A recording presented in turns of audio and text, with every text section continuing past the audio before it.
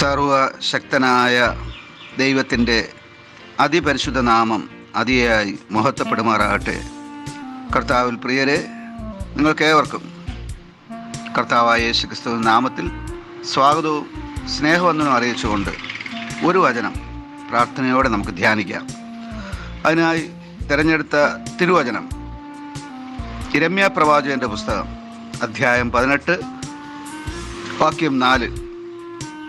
കുശവൻ കളിമണ്ണു കൊണ്ടുണ്ടാക്കിയ പാത്രം അവൻ്റെ കയ്യിൽ ചീത്തയായിപ്പോയി, എന്നാൽ കുശവൻ അതിനെ തനിക്ക് തോന്നിയതുപോലെ മറ്റൊരു പാത്രമാക്കി തീർത്തു. കർത്താവിൽ പ്രിയരെ, നാം വായിച്ചു കേട്ട യിരെമ്യാ പ്രവാചകൻ്റെ പുസ്തകം 18-ാം അധ്യായം 1 മുതൽ താഴോട്ടുള്ള ചില തിരുവചനങ്ങൾ വായിച്ചാൽ, യിരെമ്യാ പ്രവാചകനെ ദൈവം ഒരു കുശവൻ്റെ ജോലിസ്ഥലത്തേക്ക് കൊണ്ടുപോയി അദ്ദേഹം ചെയ്യുന്ന ജോലികൾ കണ്ടുപഠിക്കുവാനും അതിൽ നിന്ന് ഒരു പാഠം ഉൾക്കൊള്ളുവാനുമാണ് നിർദ്ദേശിച്ചത്. അതനുസരിച്ച് യിരെമ്യാ പ്രവാചകൻ കുശവൻ്റെ വീട്ടിൽ പോവുകയും അദ്ദേഹം ചെയ്യുന്ന പണികൾ കണ്ടുപഠിക്കുകയും ചെയ്തു. അവിടെ വെച്ച് ദൈവം യിരെമ്യാവോട് സംസാരിക്കുകയും ചെയ്തു. ദൈവം യിരെമ്യാവോട് പറഞ്ഞത്, കളിമണ്ണ് കുശവൻ്റെ കയ്യിലിരിക്കുന്നത് പോലെ നിങ്ങൾ എൻ്റെ കയ്യിലിരിക്കുന്നു എന്നാണ്. ഇവിടെ നാം വായിച്ചു കേട്ട തിരുവചനത്തിൽ ആ കുശവൻ്റെ പണിക്കിടയിൽ താൻ സങ്കല്പിച്ച മെനഞ്ഞുകൊണ്ടിരുന്ന ആ ചിത്രം അത് തനിക്ക് നഷ്ടപ്പെട്ടു എന്നാണ്. അഥവാ എന്താണോ ഉദ്ദേശിച്ച് താൻ ചെയ്തുകൊണ്ടിരുന്നത് അത് ചെയ്യുവാനായിട്ട് സാധിച്ചില്ല, അത് തെറ്റിപ്പോയി. അഥവാ ആ പാത്രം അവൻ്റെ കയ്യിൽ ചീത്തയായിപ്പോയി. എന്നാൽ ഉടനെ കുശവൻ ഒരു തീരുമാനമെടുക്കുകയാണ്.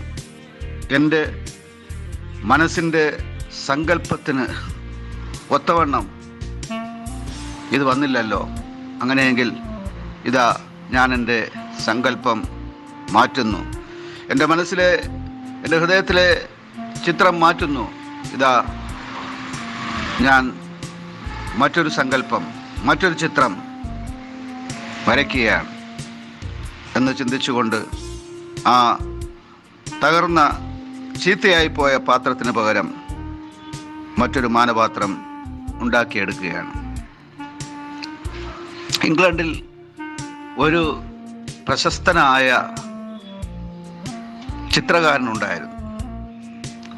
വളരെ ഭംഗിയായി അദ്ദേഹം വരയ്ക്കുന്ന ചിത്രങ്ങൾ വളരെയേറെ പേരെ ആകർഷിച്ചു കൊണ്ടിരുന്നു.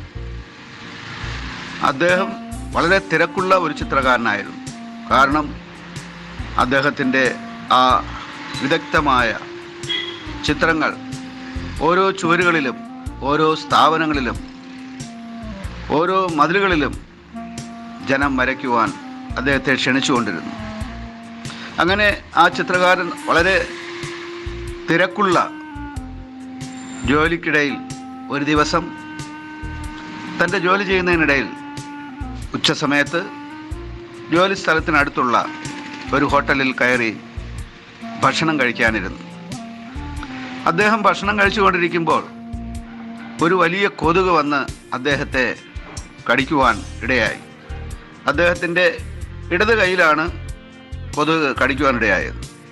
ആ കൊതുകിനെ അദ്ദേഹം അടിക്കുന്നതിനിടയിൽ മേശപ്പുറത്തിരുന്ന സൂപ്പും മറ്റു ചില പദാർത്ഥങ്ങളും ആഹാര സാധനങ്ങളും തെറിച്ച് ആ ഹോട്ടലിൻ്റെ ചുവരെല്ലാം വൃത്തികേടായി.